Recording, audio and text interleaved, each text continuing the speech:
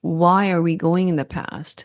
We want to think about the future and the future of the family, the future of the company, and we got our eye on the ball, right? We're focused. We're focused on this behavior happening right now. So leave the past in the past. Dishonesty, disrespectful, discrimination, detached, dismissive. That's it. I'm done. Relationships can be messy. Are you having trouble with your personal or professional relationship? Not to worry. As a relationship therapist and coach for over 25 years, I have a lot to share. And so will my guest experts. Let's get smarter in our business and personal lives so we can be our best selves. Now, let's get on with the show.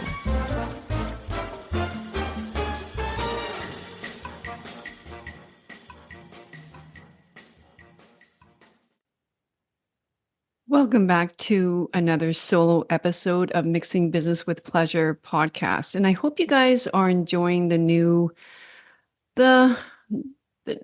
tilt of this, podcast, sort of focusing a lot about interpersonal and intrapersonal relationships when it comes to whether it be your work or your personal relationships, right? So let me know. I would love to hear more from you in the comment sections of my YouTube channel or anywhere you hear a clip. All right, let's begin. Today, I want to talk to you about, what I'm seeing in my therapy rooms is sort of people who behave in two separate ways, to make it simple. One is going to move them ahead in life, and the other one is going to allow them to stay stuck.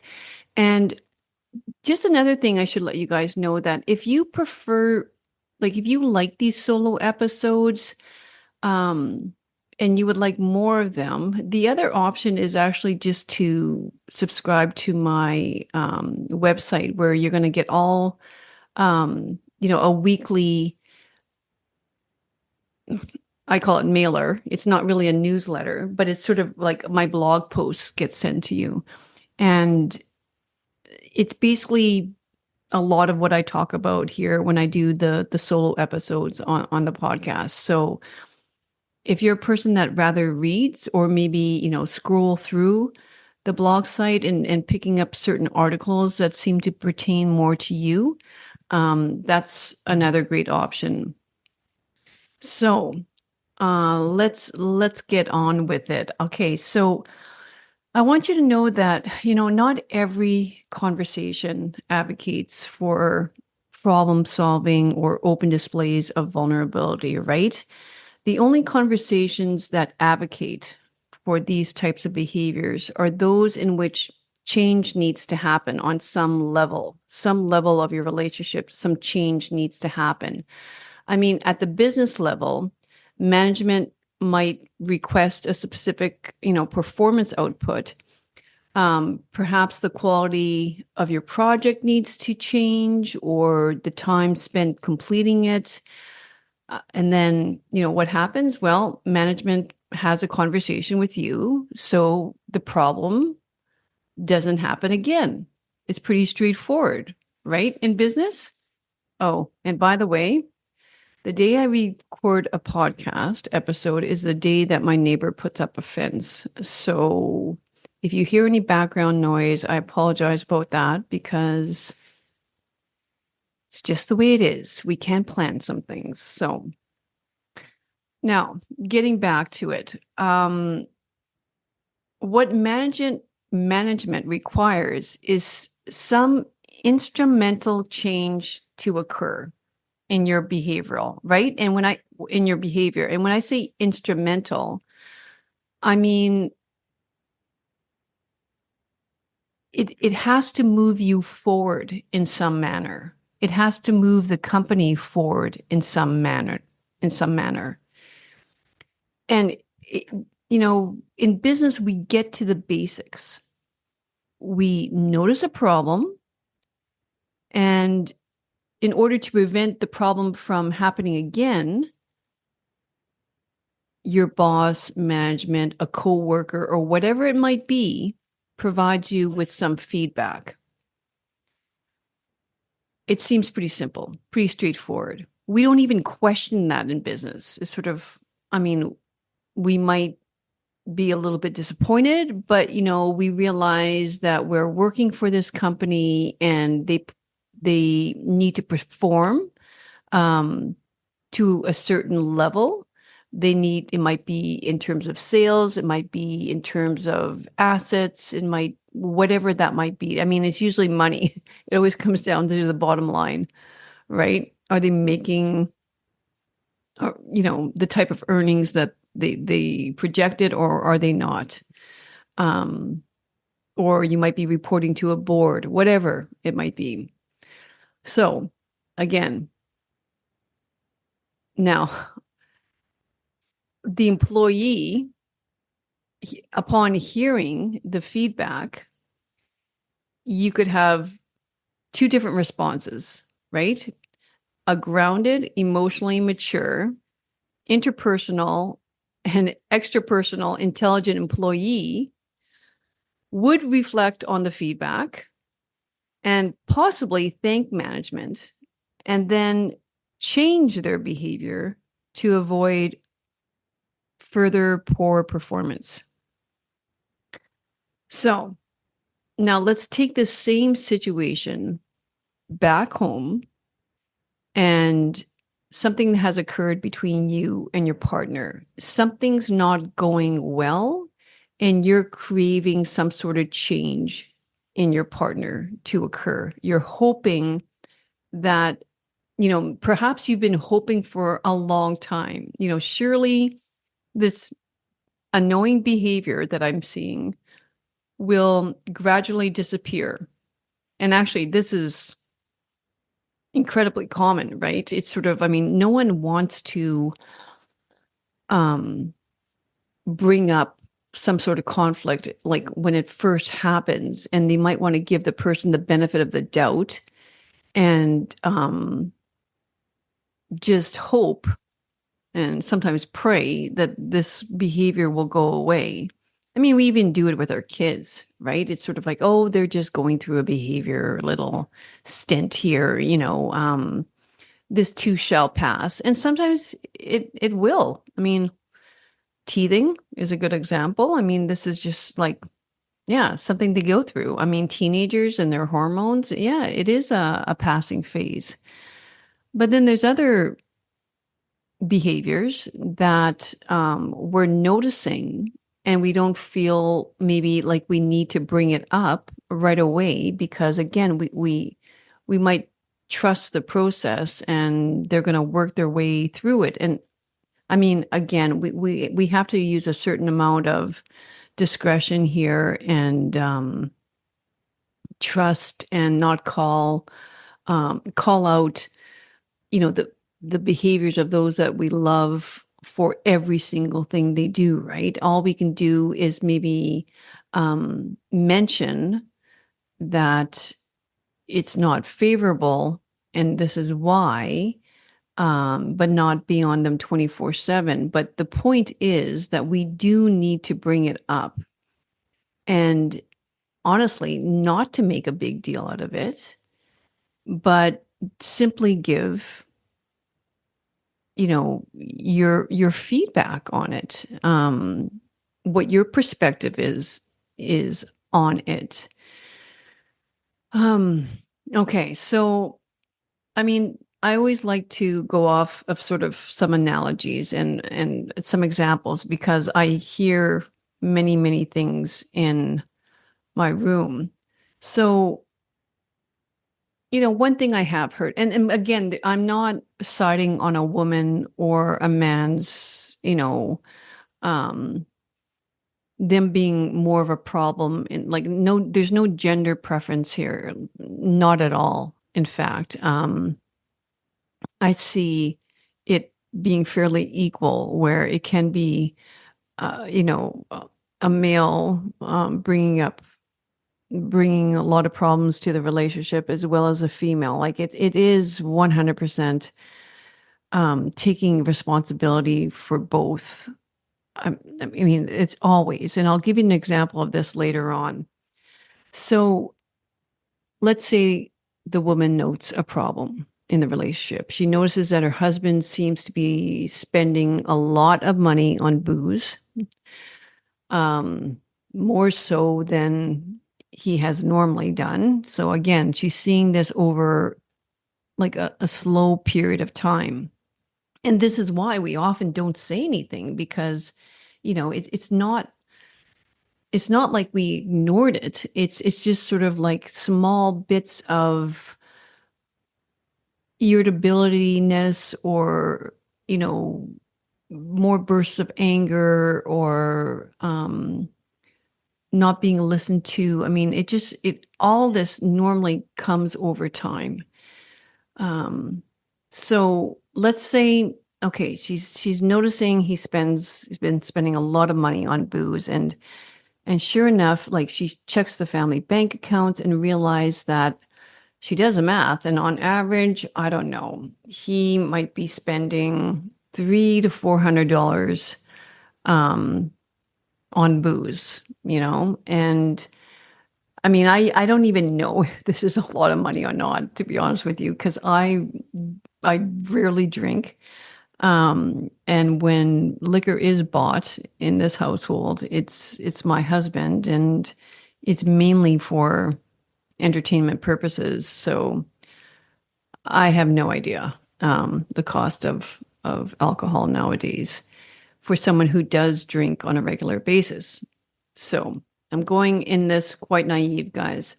But anyway, it's much more than what she thought was happening. But there's more, right? There's always more. She has, let's say, also noticed that most of the alcohol is not being consumed in social settings, but when he's alone. So, of course, she approaches her husband and mentions, number one, spending money that they, do not necessarily have. And number two, the risk that this places on the family. And she's bringing up another great point. Maybe she's saying,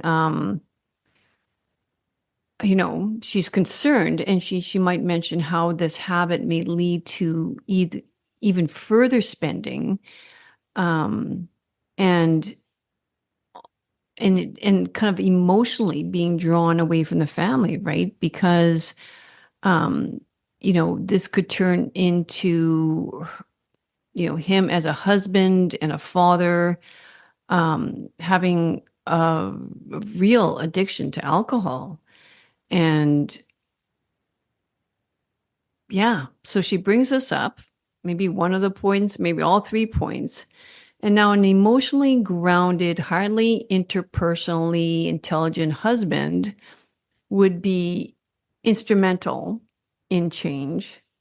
And he might pause and respond or reflect by first asking himself whether there's any truth in this. I mean, that's the first thing that we have to do, right? Like, because it's coming off as criticism. Like, I mean, anybody hearing this possibly for the first time, would take that in as criticism. I mean, obviously, especially if she lists 3 different points like this all in one shot. But someone who is emotionally and interpersonally intelligent, like emotionally grounded, I should say, and emotionally intelligent, that he would ask himself whether there's any truth in this at all. And if there's the minimalist little bit of truth, that knowing that he is going to realize that his partner is trying to make him better. Just like, again, an employee um, in a performance review, if if their boss is going to bring up something about their behavior, it seems hopefully easier not to make it personal and all about me. Why is this boss picking on me? Why me? He's probably not doing it to any other employee. Um, we just, I hopefully feel like we know that this person is running a business here, and it is all about efficiency, functionality, and bottom line. And if he doesn't do this, if he doesn't promote change in behavior in order to help you become a better employee and serve the company as a whole, then the business will no longer happen. Like there will be no business. It seems a lot more comprehensible to see it in this way, right? Like it's not about me. It's about, the business and how my behaviors affect the business. But in a personal relationship, we make it very, very personal rather than seeing, in this case, your wife as thinking about the long-term vision of the relationship and the family, the shared meaning behind the relationship. It's especially if she does it in a very calm, like let's just imagine she's extremely calm and she brings it out. Let's say I've been coaching her on this for the past, 3 or 4 sessions on terms of how to bring this up. Um, and not in an anxious, like emotionally volatile place where she might be screaming or crying through this whole thing, but coming from a very calm, grounded place. you know you would hope that her husband would see that she is trying to make me a better person as a whole.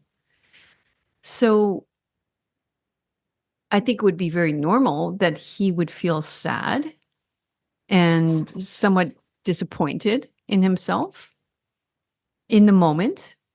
I mean, I don't think any of us have that much, um, resiliency, like a steel type of resiliency that we're not going to feel a little bit bad and want to be in a little bit of a pity party in the moment. But after realizing the truth and the implications and the risks to the family, what continuing this behavior may ensue, then it'd be like, wow, you know, thank you for giving, this, the thought that you have, noticing this and bringing up this difficult conversation, because it's not easy. It's certainly not easy on her part either. It's not easy, and it's very uncomfortable to have, like, and it takes a lot of courage to bring up difficult conversations. I hear it over and over, as well as that people don't want to rock the boat. Like, because if they are having a great date together, this couple, like, a lot of people say that I don't want to ruin it. Like, we haven't had a really good day. We haven't had fun. We haven't had, kind of peace in the house for a long time. And as soon as that comes, you want me to bring this up? Something that I know, my husband will be very resistant to hearing. And I'm like, yeah, that's the time. Because when's a better time? When you're both like severely pissed off at each other, oh, that's going to go really well. So, I mean, it's the context makes a huge difference here, and the delivery makes a huge difference. Um, and again, that's why like I often make the analogy of business is sort of like, you know, I mean, I don't think your boss is going to be standing up behind the desk pointing at you and yelling at you and telling you all the reasons why the company's not meeting its expectations this year. Like, no, he's going to be in a very relaxed tone and just basically telling you the truth so that, again, it can be instrumental towards change. Change can happen. And a good boss would also not bring up tons of the past when this behavior has occurred, that he's not liking, unfavorable behavior that he or she is not liking. And he's not going to bring, up 2022 where you did the same thing in 2023 and like we do in personal conversations, right? I mean, why are we going in the past? We want to think about the future and the future of the family, the future of the company, and we got our eye on the ball, right? We're focused. We're focused on this behavior happening right now. So leave the past in the past.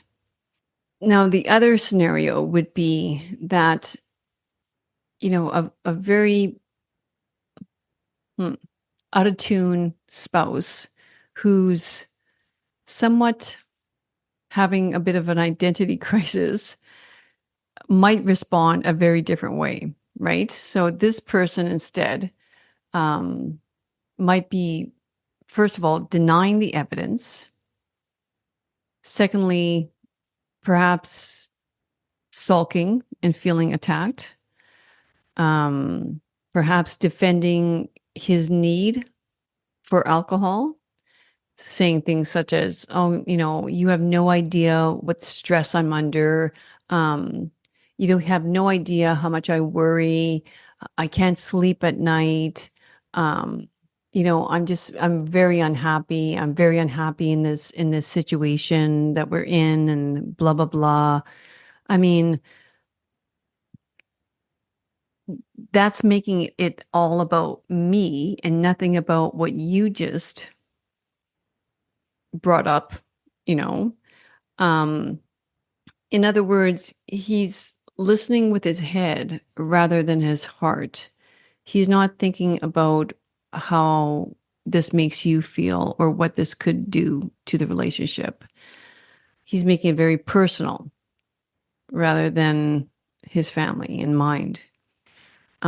He's also putting himself before like the goal, the mission of the family, like I say, the family legacy, the shared vision of the family, the shared meaning behind what it means to be a couple, or what I want our family to look like in 5, 10, 15 years from now. Um, and he could even be asking himself, like if he's really out of tune, like, well, why did I have to marry like a nag of a wife? You know, he um he might be saying something like, why can't you just respect my need to relax at night? Or, I get to spend my hard-earned money the way I please. So, you know, this is not that uncommon, and it's it's just something I feel like we need to hear over and over, like all of us, that we need to stop making it all about me and my needs and the needs of the greater good, the needs of my partner, the needs of my family. Um, and yeah, like I feel like as a society, I just feel like it's this, we're all running this like me show. Like if it's me and myself, it'd be like the Luella show. It's all about the Luella show. It's like I have certain needs and I need to go after these needs. I need to whatever. But anyway, like it's becoming like a real identity trait that can very much negatively impact good relationships. Um, an identity crisis sort of thing where we're all thinking way too much about our needs. Um, and again, this can happen both personal and business. It's like you could have a temper tantrum in your boss's office when you're getting a performance review, or curse and swear after you leave the office saying, why can't he talk about all the things, he that I do for this company, blah, blah, blah, or I see him treat other employees differently than me. And it's like, rather than just like, what, like, what can I do to make this a better company and just focus on that? So, yeah, I just feel like we're becoming, too much focused on me instead of we, and how that can really distract a couple from reminding themselves that they're part of a team, from the long-term vision again of this coupleship or the business is. um yeah, and focus on, how can we make our dreams come true, those dreams that we discussed when we were in La La Land, during the honeymoon phase, like, yeah, those dreams where, we had this vision of how many kids we were going to have, where we're going to live, maybe, this what our jobs might be, or um, where we plan to retire and at what age, and what we think our kids might be doing, and or what we hope that they would be doing, maybe the schools that we hope they go to, maybe, yeah, the communities that we hope that they belong to. All of that goes right out the window when we get stuck in our heads and going through the woe is me um, song playing over and over in our heads. So, yeah, and for a business, I mean, like, what gets you up in the morning? It maybe it's your service to climate change, or your service towards the vulnerable, or those in need, right? I mean, I think what I'm trying to say is that we should all like be thinking more of the greater good. Not so much about your own aspiration, your drives, like, for example, I mean, anybody who's interviewed somebody and, want to know or want to determine whether or not they would be a good team member, like, if that person is talking all about them, like, this is my goal, like, this is my goal.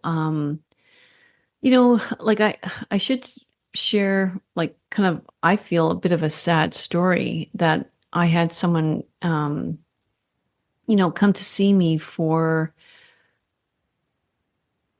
how would I say this? I mean, they were trying to pass a certain medical exam, that would allow them, yeah, to work as a doctor, right? Many of us know that exam, it's the MCAT. And they tried, like, their effort was incredible. I don't know how many times this person applied for it. And I mean, everybody would just kind of go, wow, extremely admirable. Like, and I think a lot of people would look at that and say, it's just so unfair. It's just so unfair. Why do these things happen? Like, I mean, because from the outside, it really wasn't making much sense. I mean, he's a good citizen. He's currently working in another job that's, would show that he's a responsible person. Um, he has a family of doctors, actually. So medicine is in the genes.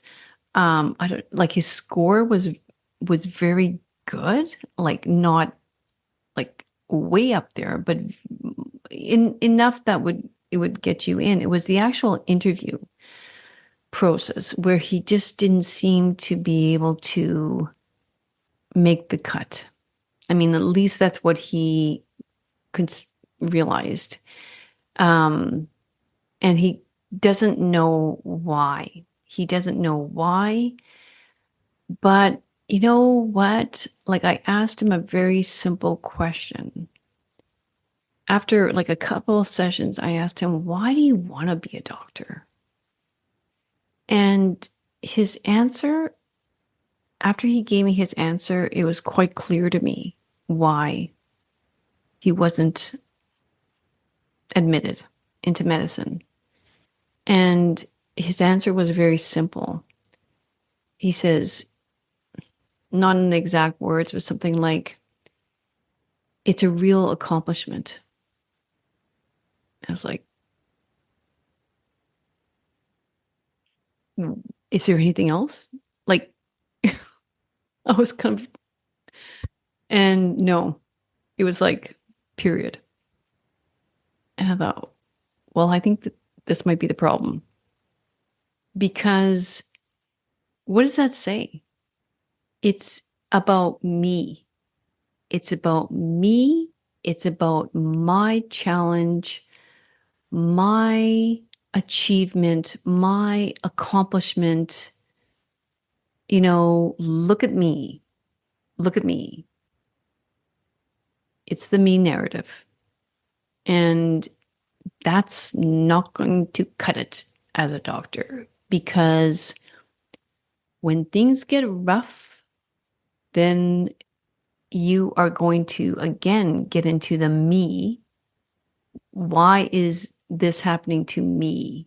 Why is the medical system, so difficult on me? Why? Yeah. I mean, if they made an error medically, why did this have to happen to me? I mean, I would love to know the psychology behind those interviews, like the interview questions and like the Casper interview and stuff like that, because it, I mean, it would be very interesting to me to know that because I think it's a very true telltale sign of whether this person is going to thrive as a medical doctor or not, or become overwhelmed or overconsumed in their own, you know, pity party or whatever that might be. Because I can't imagine it's that easy to be a medical doctor. So you got to make it about the greater good in everything you do. It's serving others. It's serving the patient. It's serving the community as a whole. And that's why I think they post, doctors into remote communities because it's not about having some cushy job. It's about serving others. And I don't care where the others are living. It's about serving others. It's not about accomplishing like a passing grade. It's about I gave my effort to do to wish the good, like to will the good of another, to wish the wellness of another, to make someone else better, to make my community better, to make my community healthy.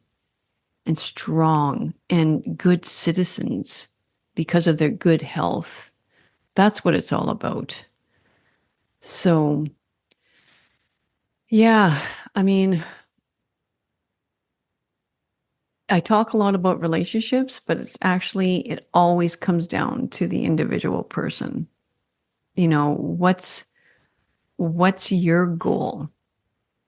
And I think quite often we're not reaching the goals that we want because we're much too consumed by our own needs, desires, achievements, certifications, degrees,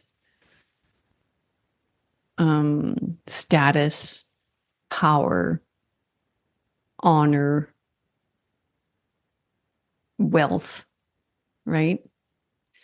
So anyway, I hope that helps. And like I said, check me out on the website, check my programs out, there's many different ways I want to help you. And I think everybody's needs are different, right? But it does come down to the individual, and it does come down to what your specific struggle is. But yeah, and it's certainly about your beliefs in terms of how you feel you can make an impact on your relationships, your community, and the world in general, making the world a better place. All right, have a great week, guys, and I'll see you back here next week. Thanks for listening. Hey, I just wanted to let you know that I do offer a specific program on relationships. Now, whether that be personal or professional, I've worked with all clients. And, you know, I think a lot of us think we know everything that there is to know about relationships. And the truth is, you don't. I mean, I personally got slapped with reality in my own life about 10 years ago. I mean, I think it can happen to the best of us. And that's exactly why I created this program. It's for 3 months. It's intense, but believe me, you will become a better person from it. And the side effect is that all your relationships will improve. So hit me up if you want to know more about that. Now, let's get back to the show. Thanks for tuning in to this episode. Remember that you can watch the full episode on YouTube, where I plan to hang out the most. Your feedback and suggestions for future guests are incredibly valuable to me, so please don't hesitate to post a comment. You are an integral part of this journey.